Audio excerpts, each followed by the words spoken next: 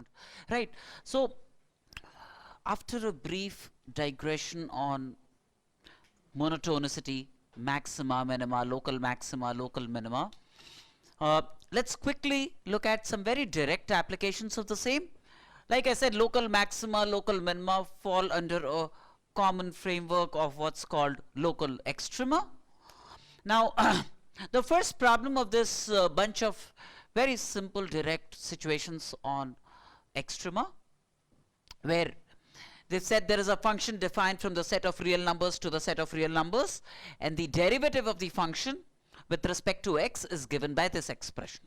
We need to figure out the local extremum of this function. We need to figure out the local extremum of this function. Now, it's the sign of the first derivative around a point which suggests whether it's a local extrema or not. That means around a point, if there is a change of sign, positive to negative, then that means from the left to the right, if you go through a point, and if the sign of the first derivative changes from positive to negative, it's a local maximum. If the sign of the first derivative changes from negative to positive when you pass through a point, then it's a local minimum. But if the sign around a point does not change when you go past a point, then that's neither a local maximum nor a local minimum, right? So it's a sign of the first derivative around a point which determines whether a function enjoys a local maximum or a local minimum, right? It's not just the fact that the derivative becomes 0 at a point. No, that does not tell you enough, right? So now this function is such that its derivative is this, right? And so I'm essentially looking at the sign of the first derivative. I'm looking at the sign of the first derivative. Do you realize then, first of all, x minus 4 whole to power 4, even powers of x minus 4 will not contribute to any sign. So when I draw the wavy curve for f dashed x, this factor is inconsequential, right? X minus 2 whole squared is also inconsequential. It does not participate in bringing about any change of sign, right? So the important nodes are 1 and 3. Important nodes are 1 and 3. So the sign of the first derivative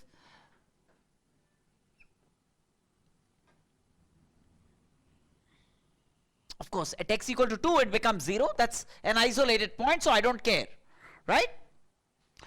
So now look at x equal to 1.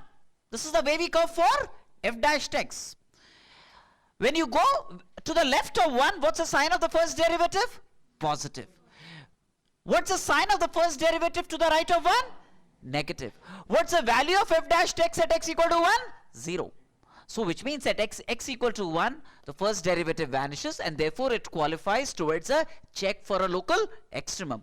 To the left of 1, the first derivative is positive. To the right of 1, first derivative is negative. So what would 1 qualify to be? A local maximum. So x equal to 1 qualifies to be a local maximum.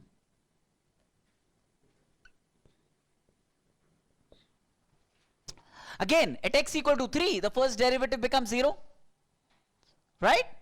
To the left of 3, the first derivative is negative. To the right of 3, the first derivative is positive. At x equal to 3, the first derivative is 0.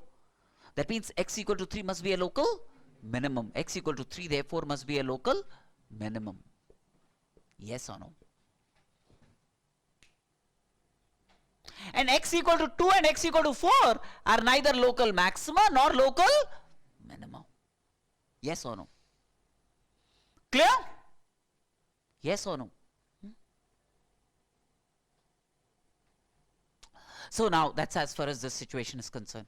Again, we want to perform a quick check on the local extremum for a function fx given by this, right? So obviously you look at f dashed x.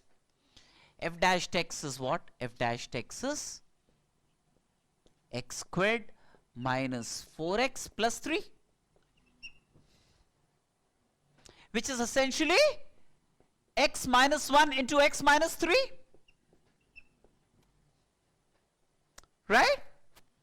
The nodes for this, therefore all that is important is the sign of the first derivative. So at x equal to 1, the first derivative becomes 0. At x equal to 3, the first derivative becomes 0. And draw the wavy curve for f dashed x. The wavy curve for f dashed x looks like this. Yes or no? So at x equal to 1, the first derivative will become 0. To the left of 1, the first derivative is positive. To the right of 1, the first derivative is negative. So x equal to 1 will be a local maximum. Right? At x equal to 3, the first derivative will become 0. But to the left of 3, the first derivative is negative. To the right of 3, the first derivative is positive. So x equal to 3 must be a local minimum. This must be a local minimum. The first derivative confirmatory test is obviously lot better than the second derivative test. Right? It's easier, less cumbersome. Make sense?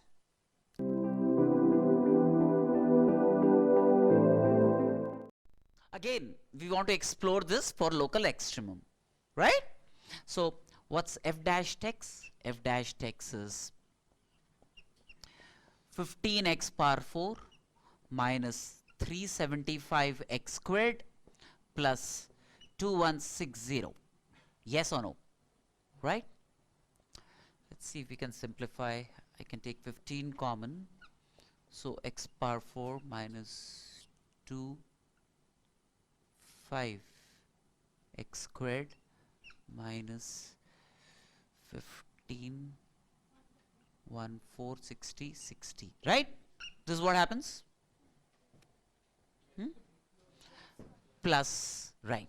So this is like 15 times x square minus 9 into x square minus 16. Right? Which is like 15 times x plus 4 into x plus 3 into x minus 3 into x plus x minus 4. Yes or no?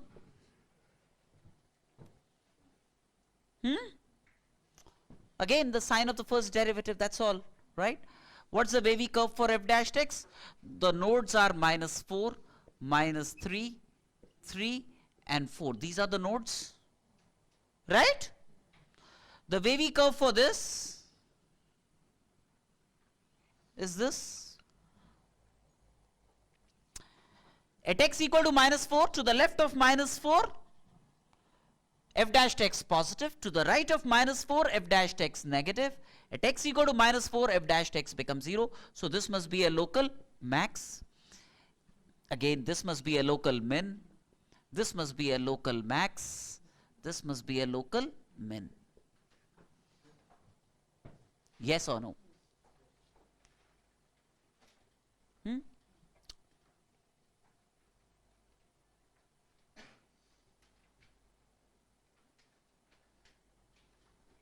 Clear? Now let's look at this. Is there a restriction on x here? No. Fx is defined everywhere. So the domain of this function is set of real numbers. That's not an issue, right? However, if this was square root, then x plus 1 couldn't have been negative. But cube root is all right. We can have cube root of negative numbers. So f dashed x in this case is minus 2 by 3, 1 by x plus 1 to the power 2 by 3. Yes or no? Right? This is what it is? Now,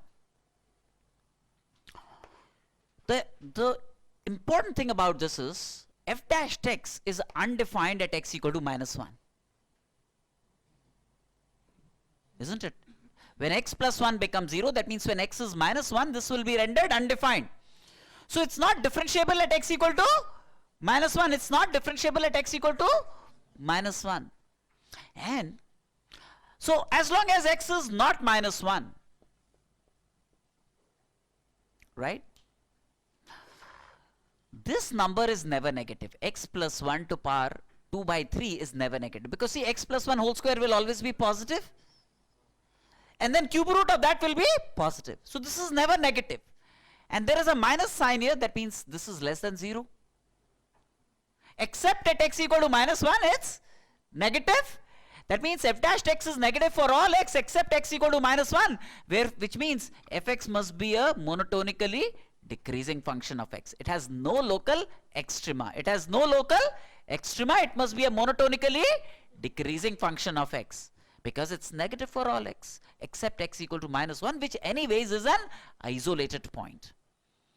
So to the exclusion of x equal to minus 1, it's a monotonically decreasing function. Yes or no?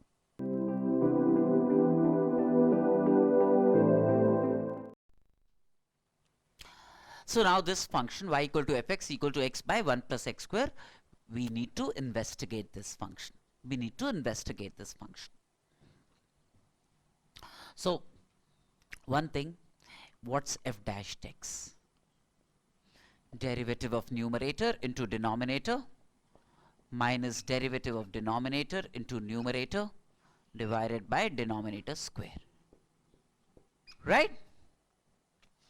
Which is like 1 minus x squared, so minus of x plus 1 into x minus 1 by 1 plus x square whole square, right? The nodes for f dash x is minus 1 and 1. But realize there is a minus sign here. So the wavy curve will start from here. Yes or no? This will be my wavy curve. Right? X equal to minus 1 and x equal to plus 1. X equal to minus 1 and x equal to plus 1 are nodes for this function. To the left of minus 1, f dash x is negative. To the right of minus 1, f dash x is positive. Right? So this must be a local minimum. Yes or no? This must be a local minimum, right? X equal to plus 1. To the left of plus 1, f dash x is positive. To the right of plus 1, it's negative. It must be a local maximum. Yes or no? Let's also draw the graph of this function. What do you say? Let's seek to draw the graph of this function. X by 1 plus x squared. But we know there are only two extremas. Minus 1 is a local minimum and plus 1 is a local maximum, right? Now, can I remove this part and use the space? Right?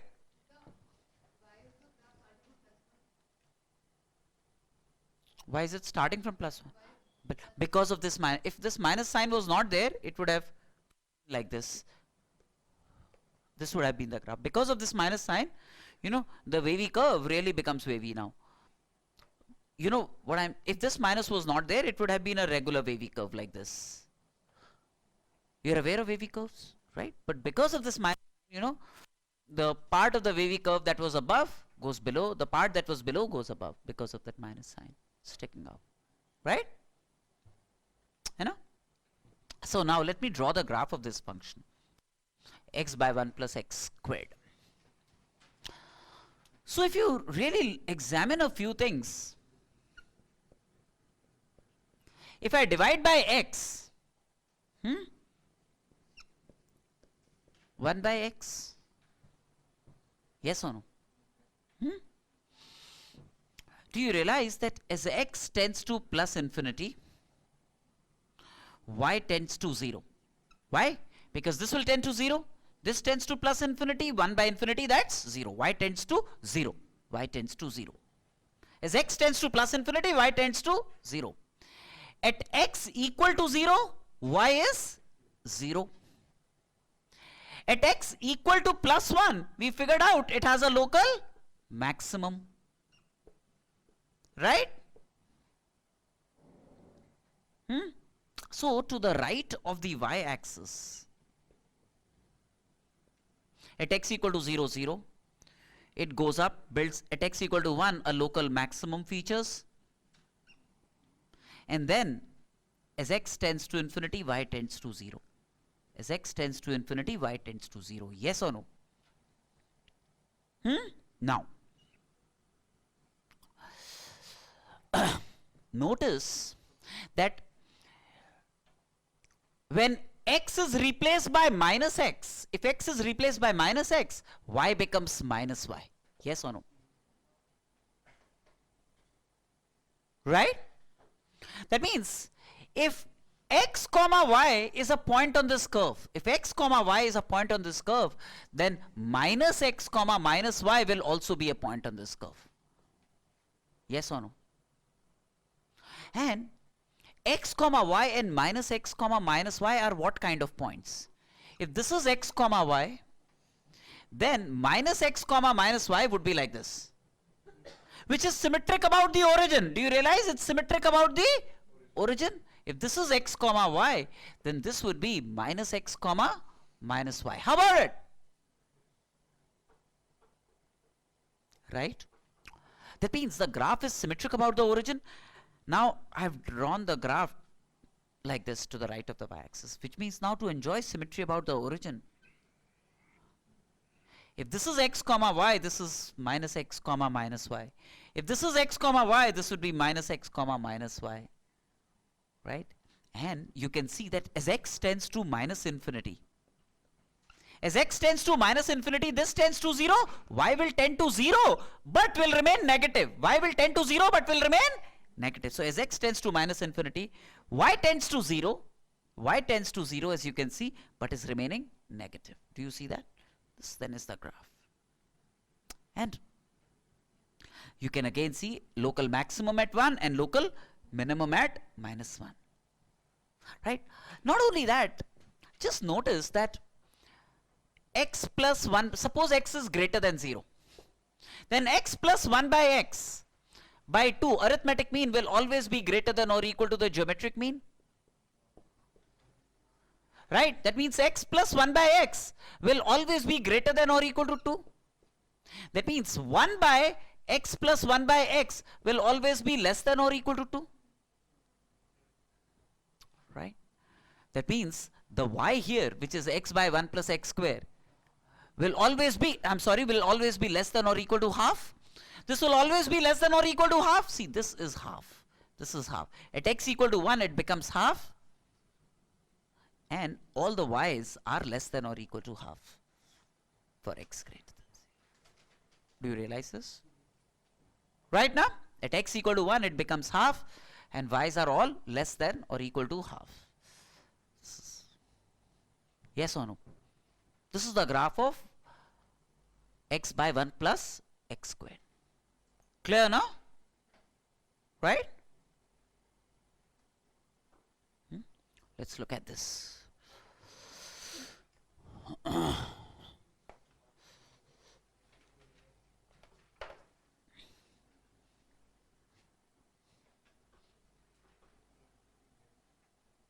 Clear? Hey, f dash x is given to be this, and fx is given to be log of gx. I need to explore gx for extrema. I need to explore gx for extrema. Right? Gx can be written as e power fx. Yes or no? Gx can be written as e power fx. G dash x therefore is like a e power fx into f dash x. And e power fx anyways for all x will be positive, will never be negative. Right? That means the sign of g dash x would be inherited from the sign of f dash x. Yes or no? The roots of f dash x will be the same as the roots of g dash x. Wherever f dash x becomes 0, g dash x will become 0. So they are in sync. So every time f dash x enjoys a certain local extremum at the same value of x, g dash x will also enjoy the same local extremum. And the sign of f dash x will be the same as the sign of g dash x. So that means all that you need to do is for gx, look at the extrema of fx. Whatever is the extrema of fx will be the extrema of gx. Right now? And what about, so now look at the derivative of f dash x given by this. Derivative of fx, that is f dash x, is given by this will not make a difference. This will not make a difference. That means 2000 and 2009 and 11 are the only ones that will go towards creating the wavy curve. 2009, 2011, right? At 2009, this becomes 0. At 2011, it becomes 0, and they are the only points around which there is change of sign of f dash x, right? To the left of x equal to 2009, f dash x is positive, so g dash x will also be positive. To the right of 2009, f dash x is negative, so g dash x will also be negative, right? So at x equal to 2009, while fx enjoys a local maximum, gx also will enjoy a local maximum. So this is local maximum for fx as well as gx. This therefore must be a local minimum for fx as well as gx. Yes or no? I can answer your question. Please, you're a little confused with something? Not with the last point, but how we are getting that it will enjoy the same. Okay. So if I have to explore the extrema of gx, what are the two things that I will look at? The roots of g dash x, wherever g dash x becomes 0. That's one thing. Yes, yes. Wherever wherever f dash x becomes 0 will give me the roots of g dash x. G dash x will also become 0 at the same point, isn't it? Suppose at x equal to alpha f dash x becomes 0, then at x equal to alpha g dash x will also become 0, right? Also, for a given x, if f dash x is positive, then g dash x will also be positive, right? So which means if f dash x becomes 0 at a point and it changes a sign around that point in a certain way, then g dash x will also change sign in the same way. Hai na? Yes. That's the reason. Got me, na? Yes.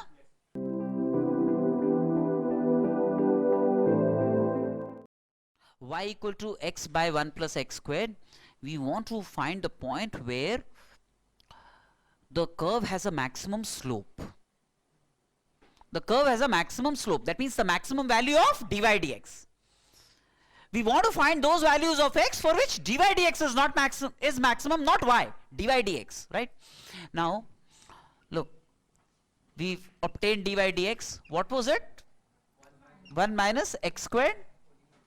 Yeah, we just did now, plus 1 plus x square whole squared, right? We just did this.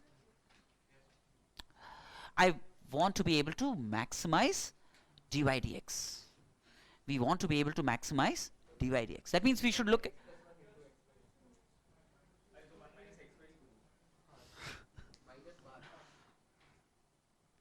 ठीक है, this is all right.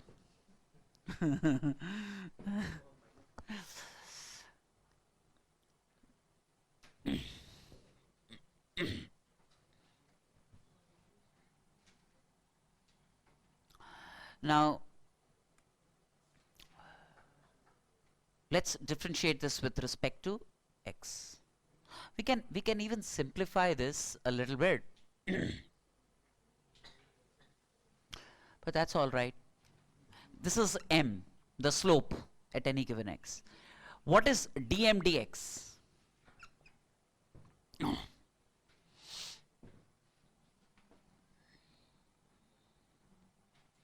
Let me see if I can simplify this so that I don't have to differentiate so much.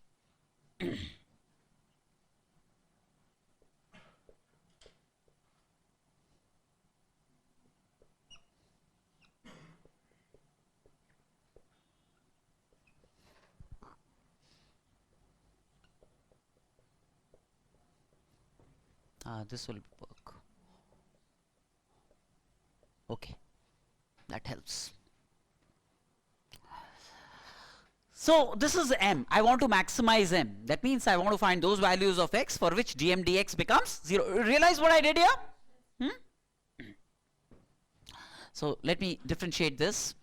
I have 1 by 1 plus x squared whole squared, 2x minus 4 by 1 plus x squared whole cube into 2x. Yes or no? Right?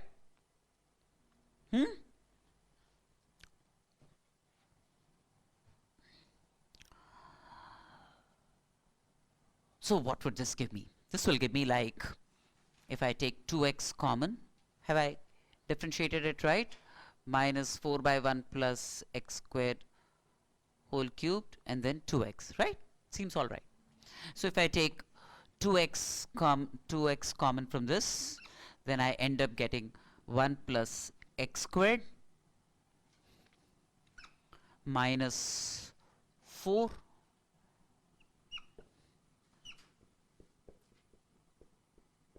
whole cube, right?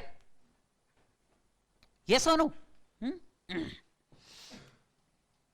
Which is like 2x into x square minus 3, which is x plus root 3 into x minus root 3 divided by 1 plus x squared whole cube, right? Do you see sense in this? Right?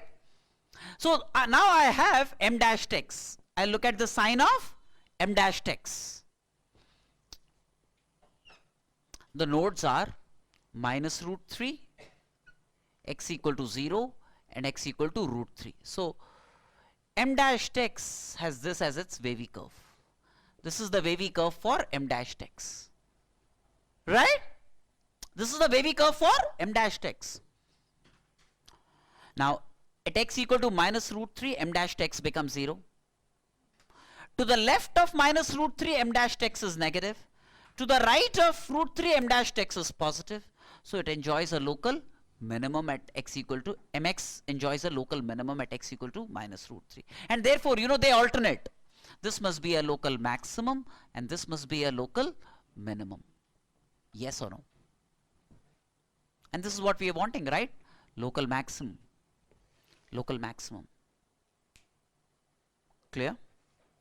So at x equal to 0, we get a local maximum, and the important thing is, if there is only one local maximum, then that's also the greatest value of the function. That will also give you the greatest value of the function. That means at x equal to 0,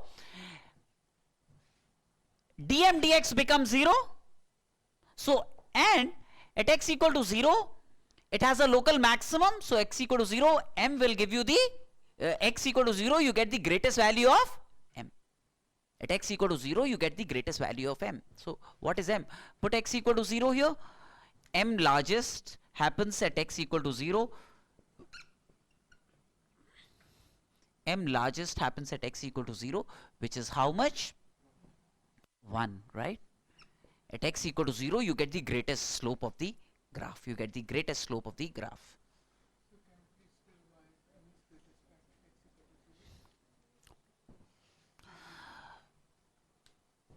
Do you understand that it has a local maximum? And if there is only one solitary local maximum, that will be the greatest value of the function. If there is only one solitary local maximum, that will be the greatest value of the function. If there are multiple local maximas, you will have to compare them. But if there is only one local maximum, that will also be the greatest value of the function. Right?